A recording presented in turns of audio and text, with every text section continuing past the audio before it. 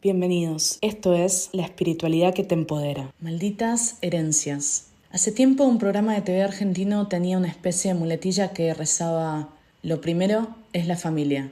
La familia, qué temita. Esa misma familia de la que sostenemos ideales, cómo debería ser papá, cómo debería ser mamá, etcétera, etcétera. Y sometemos a los meros mortales que nos tocan como familiares biológicos a juicio, previa sentencia en contra anunciada, ya que estar a la altura de un ideal no es cosa de humanos.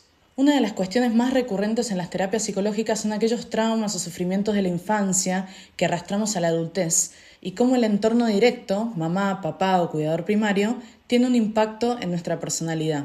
Desde la espiritualidad, con el trabajo de la sombra, del subconsciente, vamos iluminando aquellos dolores o procesos de esa misma época para convertirnos, entre otras cosas, en adultos más sanos, más libres. Y así, la herencia familiar pareciera que nos toma la vida en una especie de espiral confuso, donde las situaciones se repiten, nos incomodan, nos duelen y otras veces nos dan paz. El ámbito familiar es un espacio en el que trabajamos con mucho detalle, cuestiones internas de nosotros mismos. Es el primer contacto social que tenemos y por ende el contenedor donde se gestan esas primeras creencias, mandatos que sostenemos gran parte de nuestra vida. En ese mismo lugar es donde desarrollamos lealtades de un nivel tan profundo que es casi imposible levantarse contra la propia sangre. Sin embargo, los que me conocen y saben mi historia saben que más de una vez me fue necesario levantarme e irme de ciertas situaciones que me generaron muchísimo dolor y situaciones que parte de la familia apañó, justificó y hasta permitió que fueran constantes y recurrentes.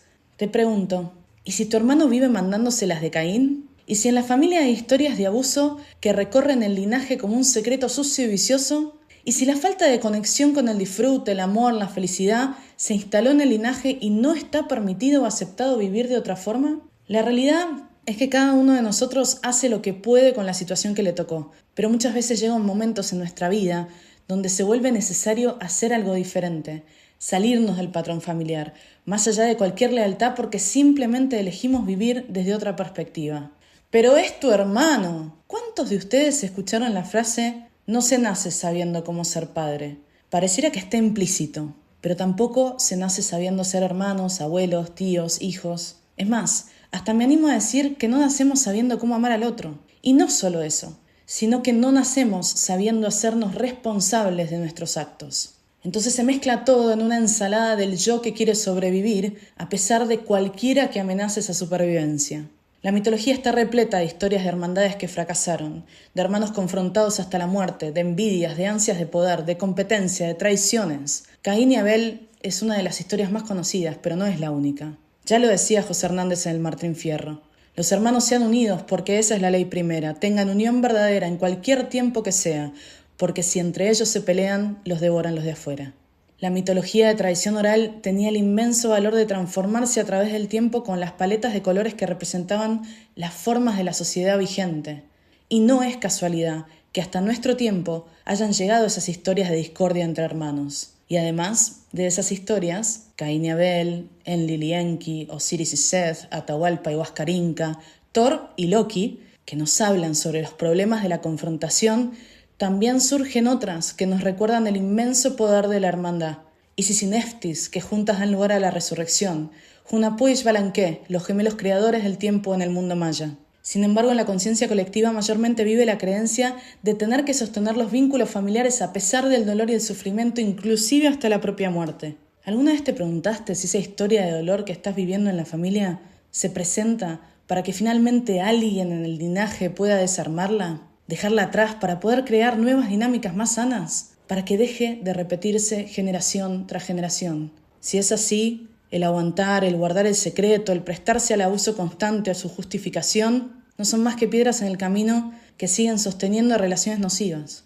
Decir no, decir basta, separarse y tomar distancia, aunque sea la sangre, es la única forma de cortar con la repetición. Y esto, queridos oyentes, es gran parte de lo que debemos aprender como familias, porque decididamente una disrupción en la familia hace que se dejen de tolerar dinámicas tóxicas. Y esto debe ser bienvenido y agradecido, porque cortar con esos patrones significa que las generaciones futuras ya no tendrán que cargar con estos mismos dolores ancestrales.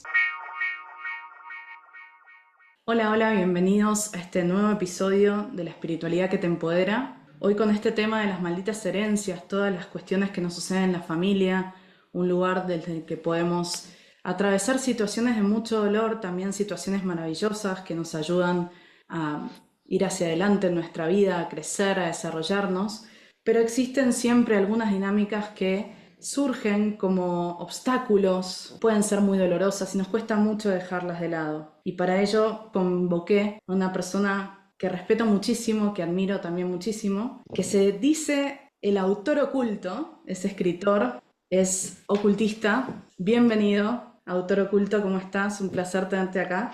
Muchísimas gracias por invitarme, Vicky. Estoy muy contento de poder participar en este espacio que vengo escuchando hace un tiempo. Como ya hemos conversado en privado, las cosas que yo hago por ahí no tienen demasiado en común con las que haces vos y justamente por eso me gusta tanto porque siempre estoy aprendiendo, incluso si operamos desde paradigmas bastante diferentes. Coincido, tenemos como perspectivas bastante diferentes, formas diferentes de trabajar con la energía, con la magia, y creo que eso nos va a sumar mucho en esta dinámica. Así que te invito a que me cuentes qué te pareció este monólogo, qué te trajo. ¿Está bien que le confiese a tu público que a veces nada más me gusta escucharte a vos?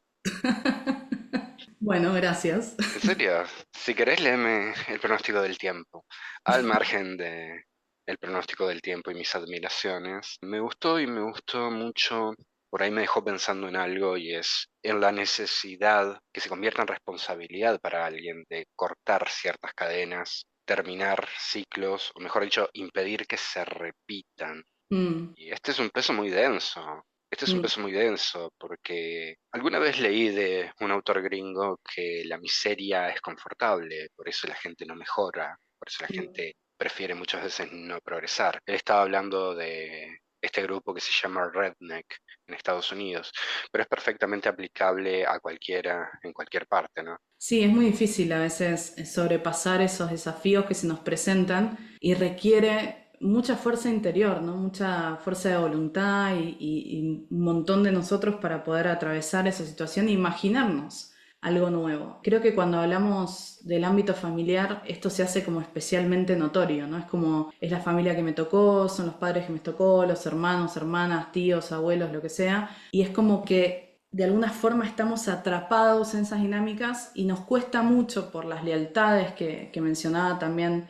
en el monólogo, permitirnos salir de ahí, creer que hay una opción diferente, ¿no? Y siento que estos mitos que mencionaba nos vienen a ilustrar esas potencialidades, ¿no? O sea, de repente cuando estamos muy sumergidos en esas dinámicas tóxicas pueden pasar cosas terribles y cada vez peores. Cuando nos permitimos imaginarnos una nueva realidad y nos empezamos a sentar desde otro lugar ante las situaciones, pueden pasar cosas maravillosas, ¿no? Como sanar historias de dolor en todo nuestro linaje, hacia atrás y hacia adelante. Y esto es Sobre algo. todo hacia adelante, me parece. Sí, a mí me ha pasado con algunos ritos de chamanismo andino que sentí realmente también la sanación hacia atrás, ¿no? Sobre todo de la parte Mm. ancestral femenina. Es como que llegaron esos mensajes y se fue reflejando también en por ahí la relación con mi mamá, cómo uno tenía ciertas perspectivas o creencias respecto de las abuelas, ¿no? Eso también fue cambiando y por eso digo hacia atrás y hacia adelante, pero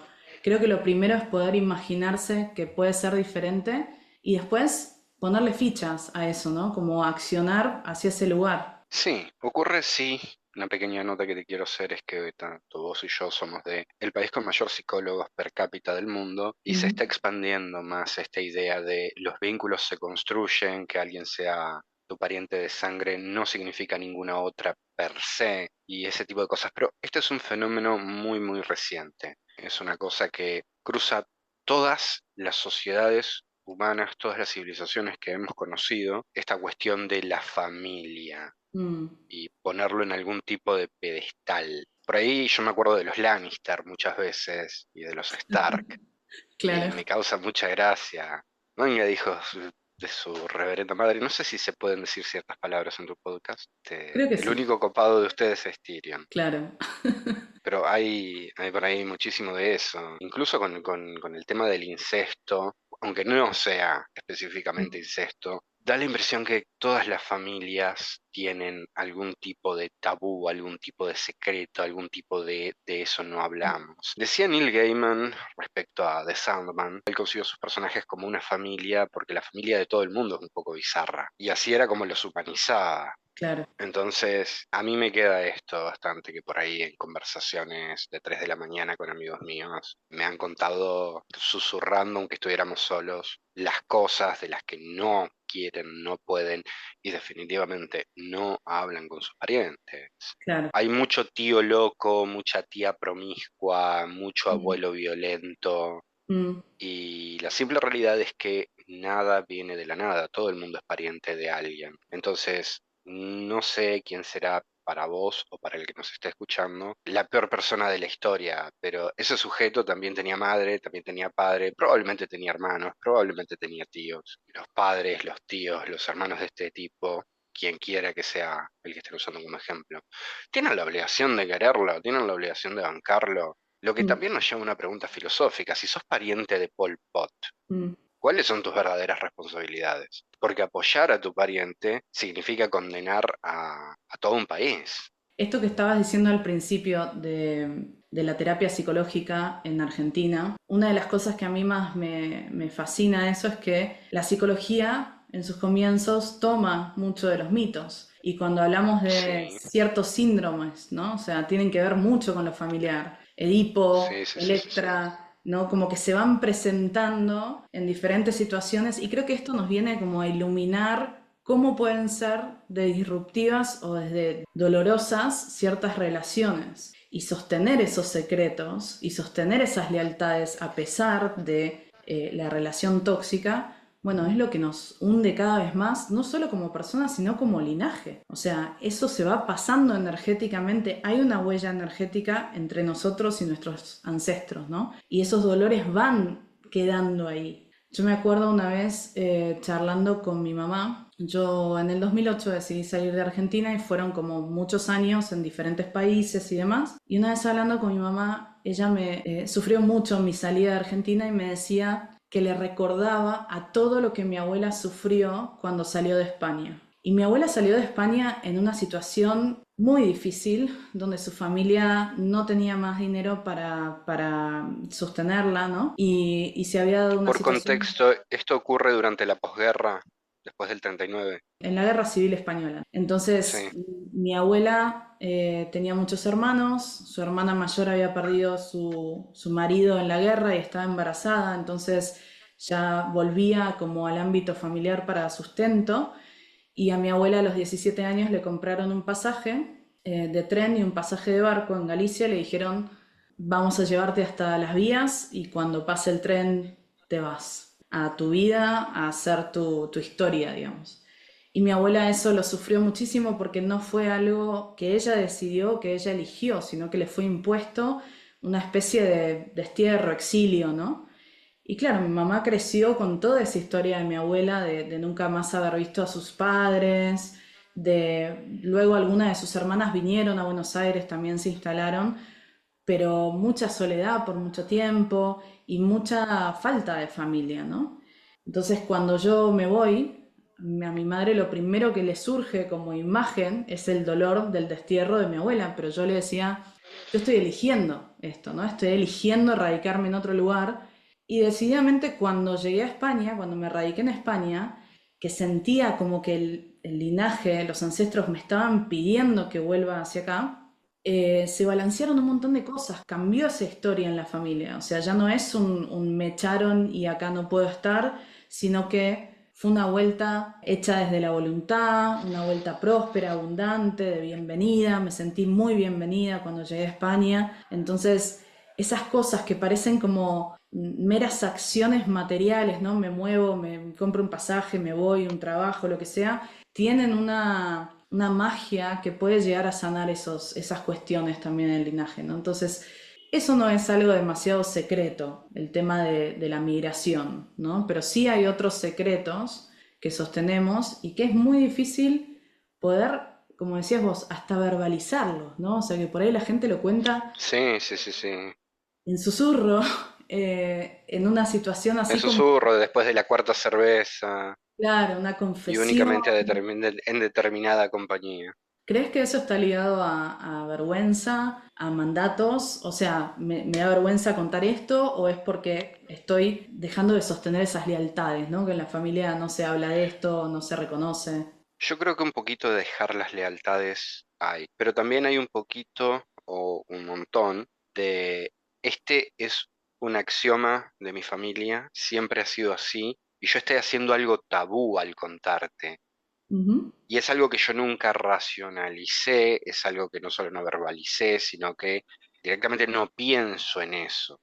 Es Claro. como la superstición, ¿viste? Si no lo hablo, si no lo pienso, no existe. Y ha pasado por ahí, yo conocí a una chica que me contó, que hablando con la psicóloga, le contó cómo sufrió un abuso sexual intrafamiliar. Y la Mm, psicóloga le dijo, esto puede haber pasado en tu familia muchas otras veces. mm, Y habló con las mujeres de su familia y resultó que excepto su hermana, todas la habían pasado. claro. Mira qué fuerte. Y entonces, hasta que esta piba no lo lleva a un consultorio, hace un larguísimo proceso, primero para verbalizarlo Mm, y segundo para sacarlo después del consultorio, llevarlo al seno familiar y empujar para que todas estas personas se expresen. Vos sabes perfectamente el término expresión significa hacer presión hacia afuera, empujar. sí. Y antes de llevarlo al consultorio, todo este proceso que me decía, ay, yo odiaba mi cuerpo, refiriéndose específicamente a las partes más sexys, las que más nos gustan a los hombres del cuerpo femenino, excepto a Pedrito, que le encantan mucho los pies, yo nunca lo voy a entender, pobre, pero a mí me gustan más otras cosas, Cada uno con al lo suyo, margen de ¿no? eso. Bueno, pero a Pedrito no lo entendemos mucho. Obviamente Pedrito no existe, pero bueno, le vamos a echar la culpa de todo, abusándonos de su falta de existencia. Entonces, llevar todo esto es un proceso larguísimo y también Mm, está la cuestión por ahí más básica, que no solo es un proceso largo y complejo, también es un proceso doloroso. sí, exacto. Eso es lo más. Y el que puede evitar el dolor lo evita.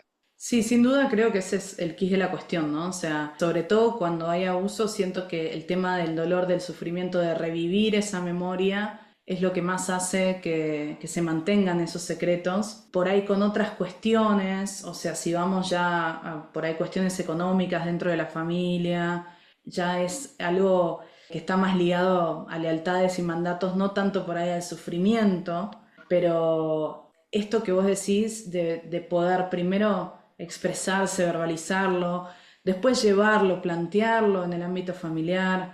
¿Cuántas personas que han negado esas historias que han pasado en su momento y no quieren revivirlas, inclusive también niegan al que la está viviendo ahora, ¿no? Y dicen, no, a mí esto nunca me pasó, otras personas sí, o gente que desconoce por amor a, no sé, ese tío que abusó de decir, no, tu tío es incapaz de hacer esto, y es muy difícil Claro, enfrentarse con tuviste eso, una porque pesadilla, te lo estás inventando. A mm, veces no admitir el hecho y todavía culpar a la víctima. A mí no me gusta la palabra víctima, pero con esta se entiende a dónde voy. Si tomamos también a la familia, al linaje, como un organismo, es como que este organismo está defendiendo algunas de sus partes de otras. mm, Pero los mocos también se forman en el cuerpo y yo me los sueno y los tiro. exacto. Entonces lo que no corresponde se tiene que ir. Mm, Bueno, ocurre también muchísimo, muchísimo, que en ciertas cuestiones que no son secretas porque no pueden serlo, está la cuestión de la viabilidad, lo que es viable, lo que es posible. Un amigo mío, un abogado que trabajó con una jueza durante bastante tiempo, me contaba un elemento recurrente en los casos de violencia de género. mm, Las mujeres llaman para que vayan a buscar al tipo, terminan con la cara rota, por eso te digo, no se puede ocultar, pero a las 5 de la mañana están en la comisaría diciendo que lo dejen ir porque a las 6 tiene que entrar a trabajar, cuando hace unas horas estaba tratando de matarla. Entonces, en la misma medida que hay cuestiones coyunturales que también nos condicionan, es la medida en la que por ahí se generan estas dinámicas tóxicas y le enseñan a los pibes, bueno, esto es lo que es porque es lo que es posible. mm, Anda olvidándote de lo demás porque no se puede. claro. Que están por ahí en una edad donde también le estás enseñando cómo funciona la ley de gravedad. Y hay excelentes razones darwinianas para que el pibe acepte como absoluta verdad todo lo que le dice la figura de autoridad. Con el ejemplo que das de esta mujer que pide que lo liberen para que vaya a trabajar y demás, entiendo que tiene que ver con una cuestión monetaria o de sustento.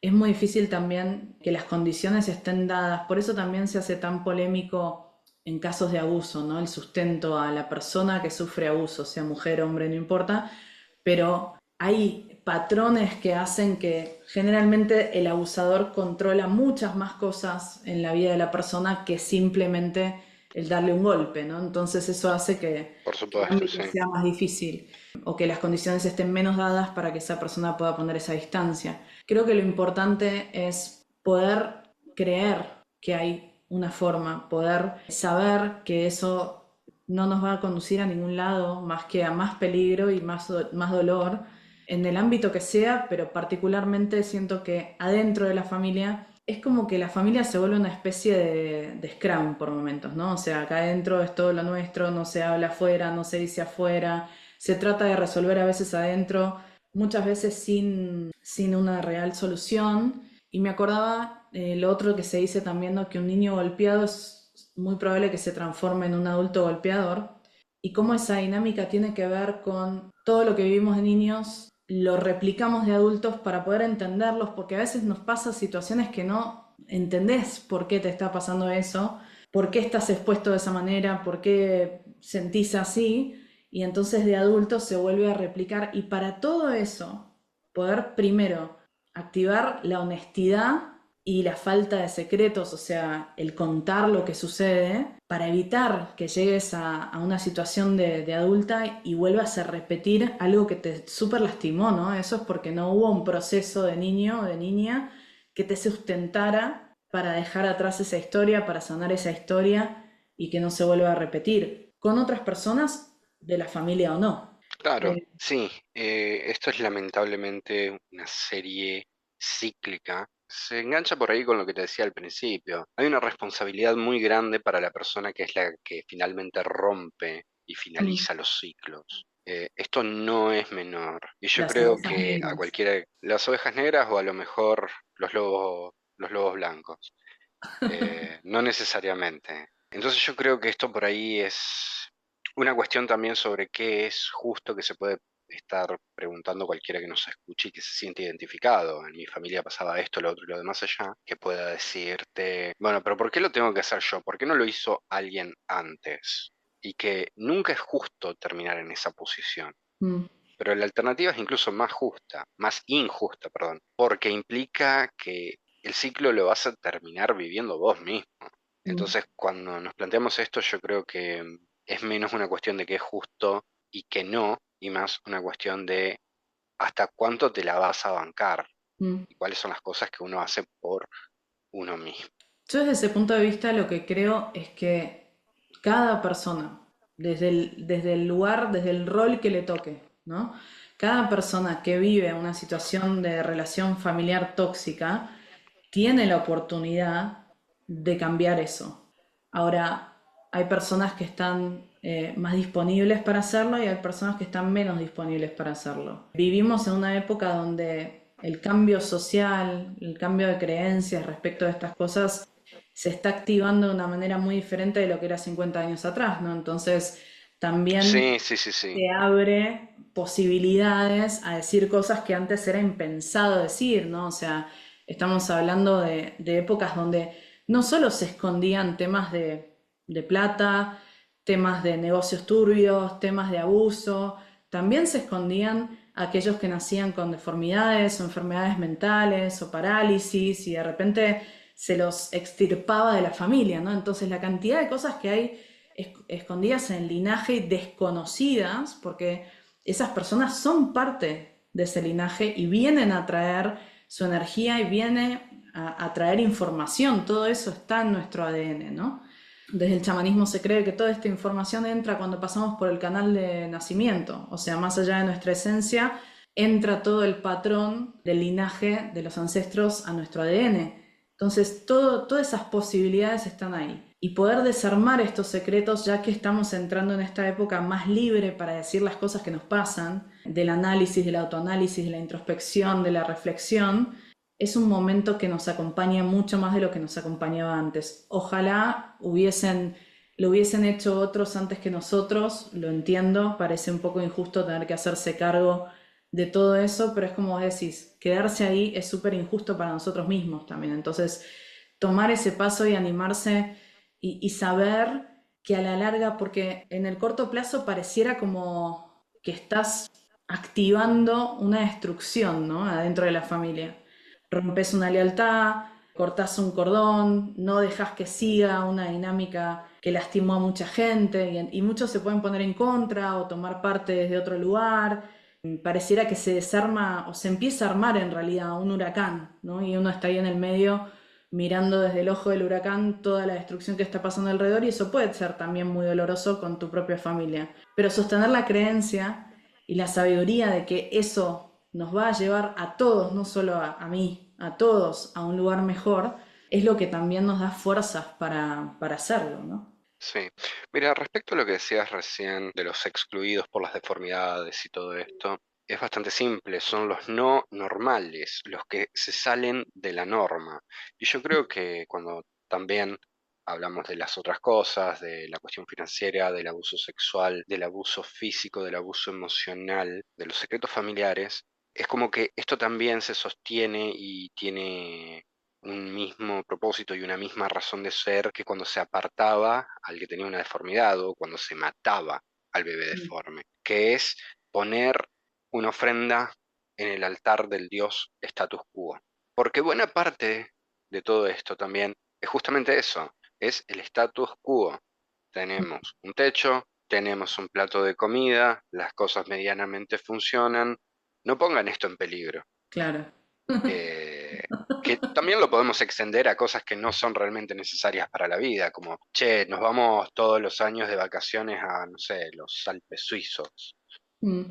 No me arruinen mis vacaciones. No necesitas las vacaciones para vivir, pero tampoco quieren que se las arruinen. Por ahí está esta cuestión también que en la mitología clásica hay montones, montones, montones de ejemplos de este tipo, al punto que se dice que los dioses griegos son simplemente eso, una familia disfuncional. Claro. Y hay una razón de ser.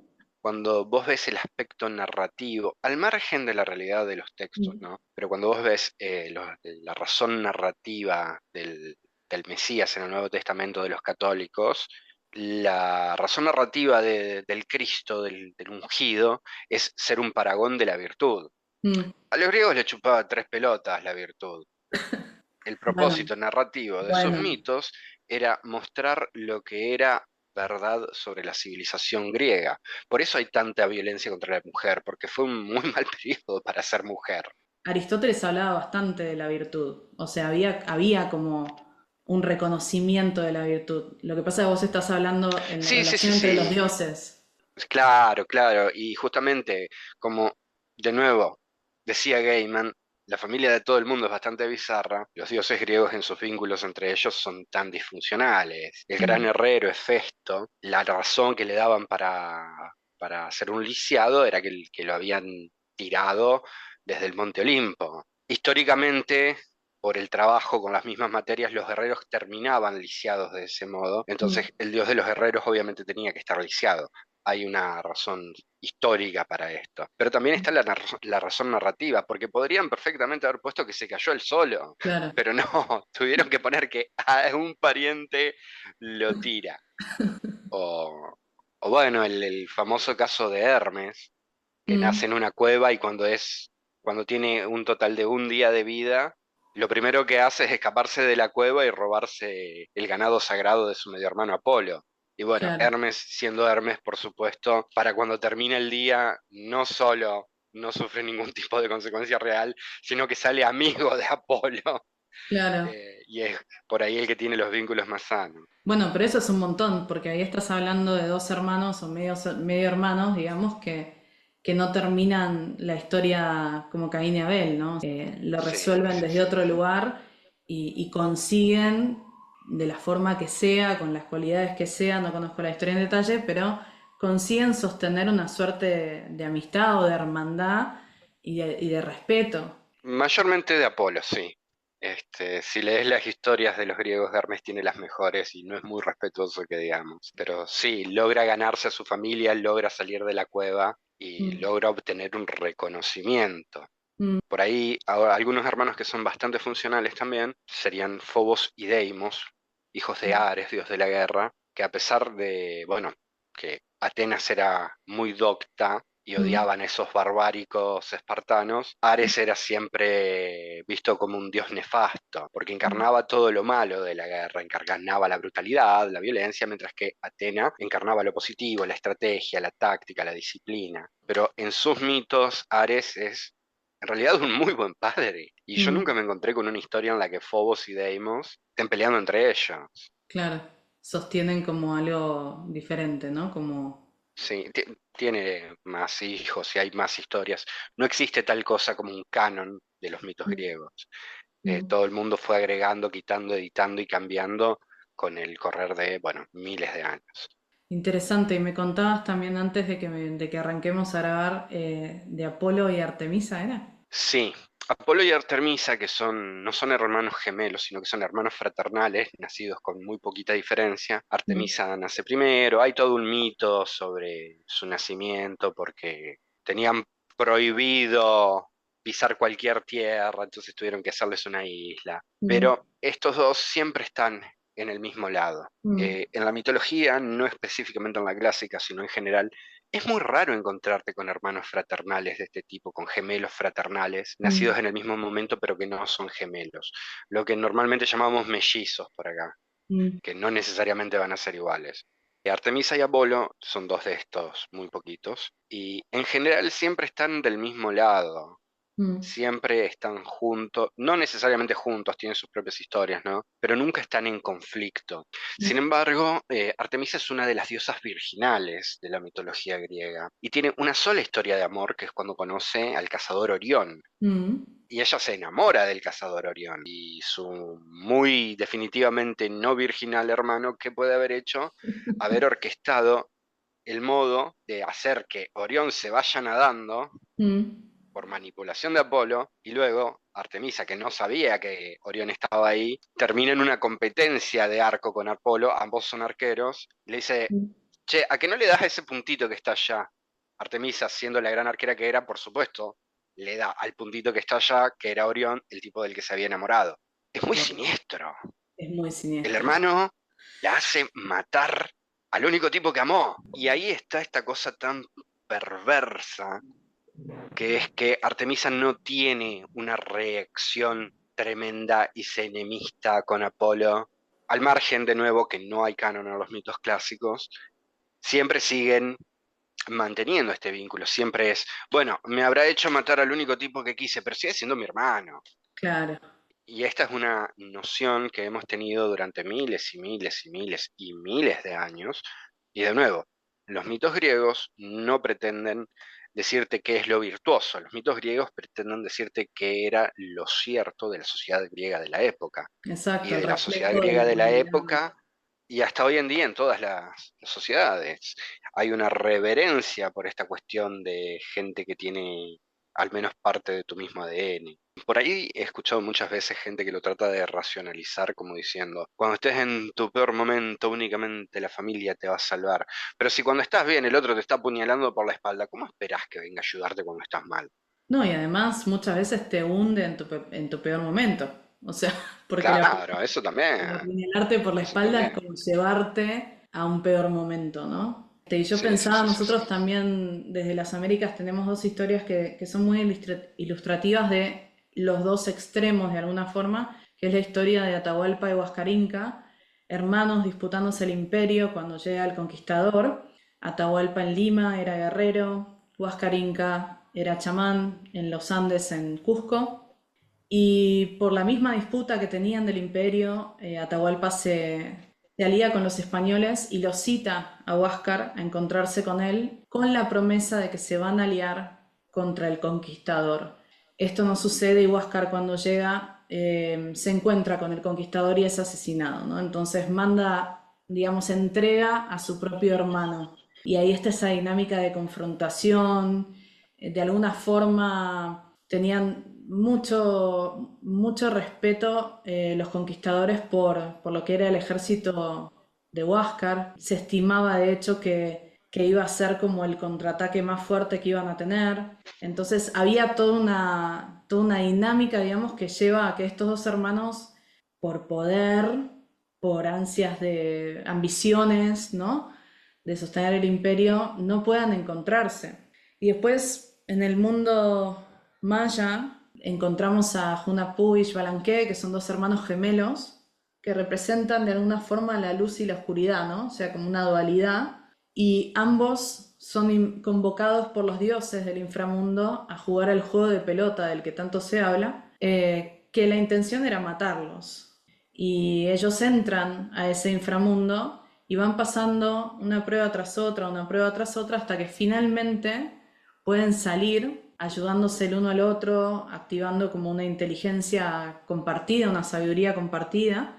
Pueden salir y desde ahí crean el tiempo maya, ¿no? O sea, como que es el principio de los principios. Eso es la épica del Popol Vuh. Entonces también desde lo nuestro, desde lo americano, tenemos como esas historias que nos van mostrando lo mismo y siento que a veces estas mitologías que como bien vos decías son una representación de lo que está pasando en el momento en una sociedad que por tradición oral iba cambiando la historia de acuerdo a lo que la sociedad iba cambiando, se pierde un poco en el sentido de que siento que pasa un poco lo mismo que pasa tal vez con la Iglesia Católica o con el cristianismo, que todo tiende más hacia la virtud y se desconoce o se obvia todo lo que no es virtud, ¿no? Entonces nos olvidamos de que nos pueden surgir ambas historias. O sea, podemos tener una gran hermandad, crear cosas increíbles o sororidad con nuestros hermanos y hermanas, o podemos tener una confrontación tremenda que haga que le claves una flecha al único hombre que amaste, ¿no? Entonces, saber que esas dos cosas se pueden plantear, saber que está bien o está permitido lidiar con eso más allá de las lealtades, darnos el espacio de reflexión para entender que definitivamente todo aquello que no nos hagamos cargo, todo aquello que no tratemos de cambiar, va a seguir en el linaje, ¿no? Y las generaciones futuras van a seguir repitiéndolo. Entonces, en la medida en que nos sintamos fuertes y capaces, creo que es la forma de tomar acción, ¿no? Sí, no solo por ahí tomar acción, sino también prepararse para la acción, porque uno sabe que está conjurando una tormenta. Mm, Y las tormentas o te escondes o las enfrentás. Pero si mm, las enfrentás, creo que sabes que la tormenta tiene más posibilidades de ganar claro. a la larga. Entonces, por ahí yo creo que desde el punto de vista práctico, lo primero que hay que hacer es sentarse a pensar cómo confronto esto. Cómo Mm, confronto esto en vez de ir por ahí a ciegas y a los gritos y nutrirse de toda la ira acumulada durante quién sabe cuántos años, que puede terminar en quién sabe qué cosa, puede que te cierren la puerta en la cara, puede que te traten de loco o puede que termines en un acto violento. mm. Entonces por ahí hay que prepararse para ese tipo de cosas desde un punto de vista práctico. Vos me conocés, vos sabés que yo soy muy amigo de planear y de tener una hoja de ruta para las cosas que exceden lo cotidiano. Es que siento que es parte de eso, ¿no? Porque el planear, la preparación también, como vos decís, muchas veces tiene que ver con fortalecernos, saber para qué estamos haciendo esto y qué va a significar más allá de la tormenta que, como toda tormenta es pasajera, en algún momento se disipa, Se ¿no? tiene O que sea, terminar. exacto. Entonces, no, sostener ese destino donde la tormenta ya terminó, hacia ahí voy, no solamente voy hacia crear la tormenta, como decías vos, porque ahí no hay propósito que aguante, ¿no? O sea, como que uno se abruma en toda la lluvia, los rayos, los truenos, y no puede salir. Entonces, reflexionar, mirar hacia adentro, realizar terapias, ver por qué está sucediendo esto, para qué está sucediendo esto, desde dónde lo voy a encarar, cómo lo voy a encarar, cómo me va a fortalecer antes de encararlo. Sentir que estoy preparado, yo siento que es un 80% de todo, ¿no? Porque a veces Sí, uno lo hace porque siente que no tiene otra opción y no se preparó y sí, se desarma más de lo que se ayuda, digamos. sí. Sobre algo que dijiste quiero hacer un poquito de hincapié. A lo mejor la terapia es el mejor lugar para empezar. Y Mm, lo digo siendo perfectamente consciente que vos y yo somos de un país donde son medio raros si nunca fuiste al psicólogo, pero mm. en el Líbano son medio raros si vas. Sí, Yo sí. entiendo que existen estas diferencias culturales y si bien para nosotros es una cosa muy normal ir y estirarnos en el diván, para gente de otras latitudes que quizás no sea tan normal o tan aceptado o lo que sea, es el mejor lugar para empezar, es el mejor lugar para empezar a trabajar lo que le pasa a uno, incluso cuando no lo puede verbalizar o cuando no quiere pensar, a lo mejor sentarte y hablar un poquito sobre tu semana Mm, con el tiempo te lleva a poder verbalizar y a poder sacar todo esto. mm. Y sí, es injusto que nos toque terminar ciclos que vienen de quién sabe cuántas generaciones, pero simplemente estamos a cargo de nuestras propias vidas y los demás, me parece que si no lo hicieron hasta ahora, no lo van a hacer. Así que sí, nos toca. Yo siento que es un regalo también poder tomar esa oportunidad. Un regalo para uno mismo, para salir de ese lugar y para los que vendrán. Lo que vos mencionabas me pasó. Yo cuando me mudé a Alemania una vez, yo sostenía todavía a mi terapeuta en Argentina y le dije a alguien del trabajo que la próxima hora no iba a estar disponible porque iba a estar en mi sesión de terapia y se descolocó, ¿no? Uy, ¿qué te pasó? ¿Estás bien? ¿Te sucede algo? ¿No? Como si fuera algo recontra traumático lo que puede llevarte a hacer terapia. Claro. Y es muy loco Y porque estamos hablando estamos de hablando Alemania, ¿eh? Un país de del un primer lugar, mundo. sí, sí, más allá del primer mundo, de un lugar donde salieron un montón de psicólogos súper grosos que son padres de todo este sistema, ¿no? Entonces es loco que la sociedad aún lo perciba así. Pero pasa muchísimo y creo que acomodar un poco la mente, las emociones, la psiquis respecto de ciertas situaciones es definitivamente lo que nos da coraje en una segunda instancia cuando eso está más ordenadito, digamos, acomodar lo energético es lo que también nos da fortaleza para afrontar estas situaciones. Y para afrontarlas, sobre todo en los momentos justos, indicados, más favorables, para que tal vez esa tormenta no sea tan tormenta, que siento que hay como un caminito que podemos ir haciendo para ordenarnos, fortalecernos, planear, como decís vos, y llegado el momento, enfrentar esas realidades ocultas o esos secretos y generar una nueva dinámica familiar, generar tal vez una separación, a veces es necesario, por ahí tenemos mucho miedo de decir, no hablo más con un hermano, con un padre, con un tío, con una madre. A veces el tiempo nos da perspectiva, ¿no? O sea, no es el tiempo, leí el otro día, hay un meme que dice, no es el tiempo lo que te sana, sino lo que haces con ese tiempo.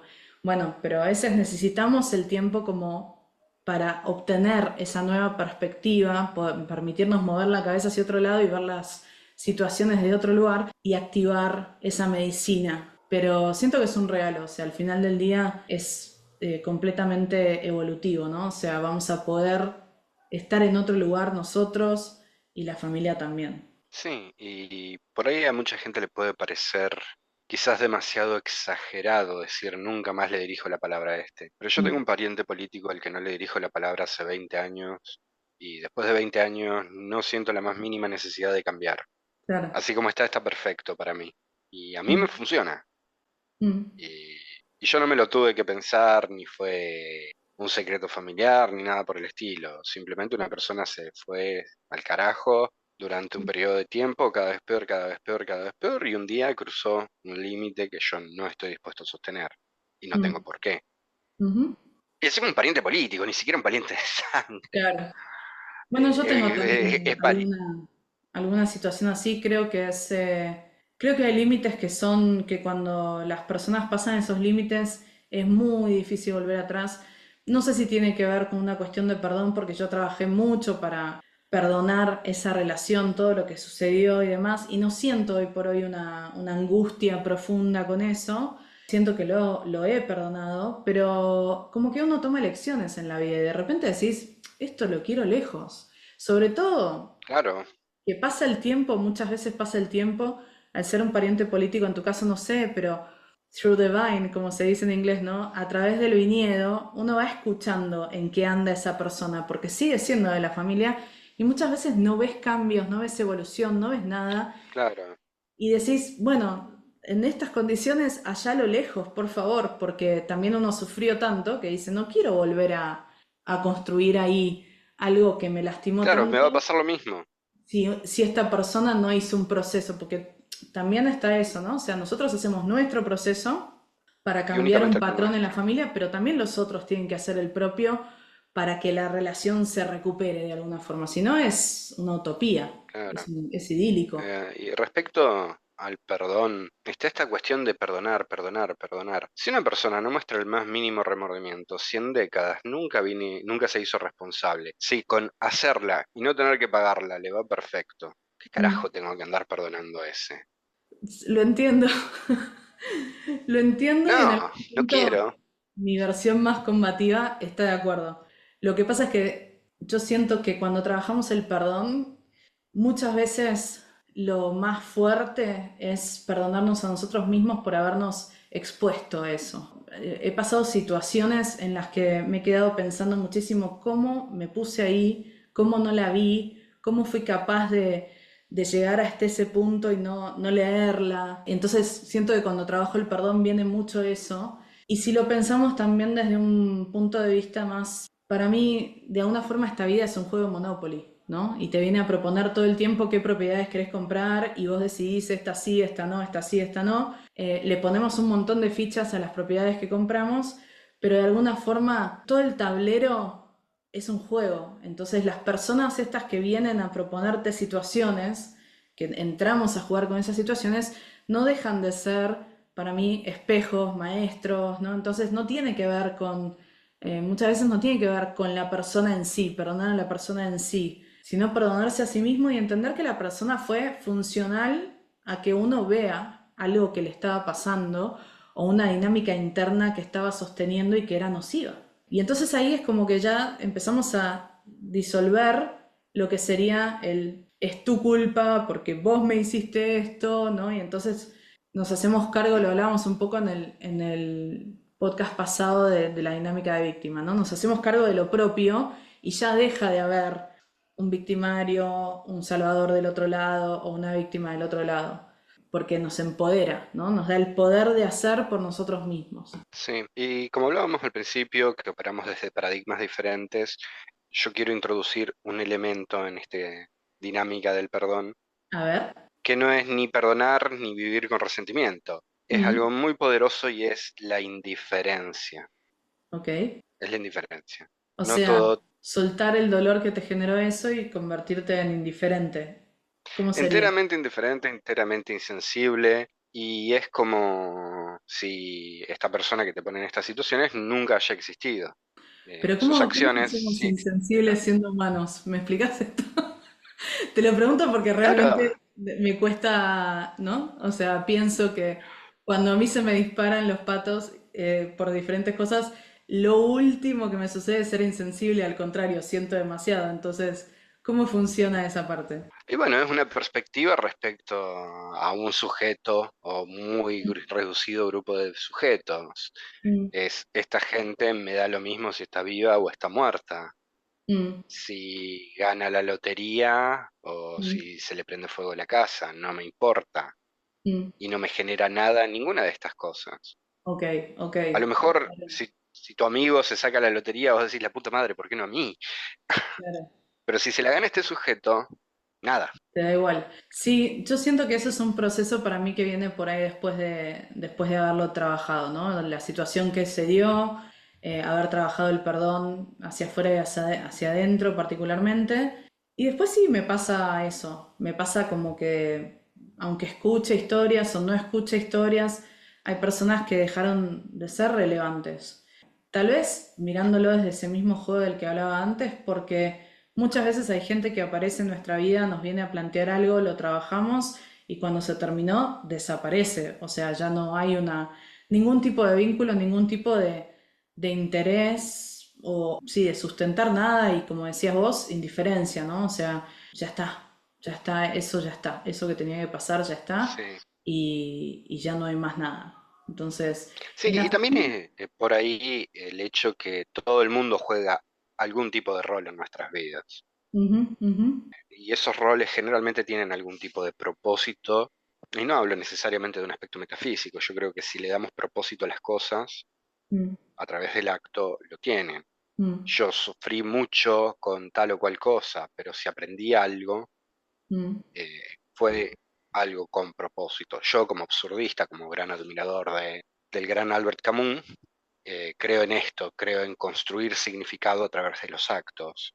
mm, Y honestamente, como una filosofía de vida a la que adhiero, me da resultados, mm. me da resultados. Yo también creo eso, y bueno, también desde el punto de vista de Víctor Frankl, ¿no? De la logoterapia, el darle sentido no el sentido, no el propósito, el gran propósito del alma, la gran misión, como a veces se busca, sino el propósito a las pequeñas cosas o el por qué hacemos lo que hacemos todos los días, genera un cambio sustancial en nuestras vidas, ¿no? Pero bueno, autor oculto, quiero agradecerte un montón por esta charla, me encantó. Te quiero agradecer a vos por invitarme. Estoy muy a gusto. Me siento honrado porque me hayas invitado. Un placer Y de tenerte acá. paso te escucho hablar un rato, cosa que me encanta. Y espero que les hayamos disparado alguna curiosidad, que se les hayan ocurrido algunas situaciones tal vez por las que están viviendo, algunas soluciones de cómo lo pueden manejar. Y les pedimos que nos dejen sus comentarios, si tienen alguna duda o algo de lo que estuvimos hablando, que quisieran leer más de tal o cual y no saben cómo se escribe o cuál es el libro o demás, avísennos y para eso estamos. Un placer tenerte acá, lo digo una vez más. Y bueno, con esto Muchas nos gracias. despedimos. Hasta la próxima. Adiós.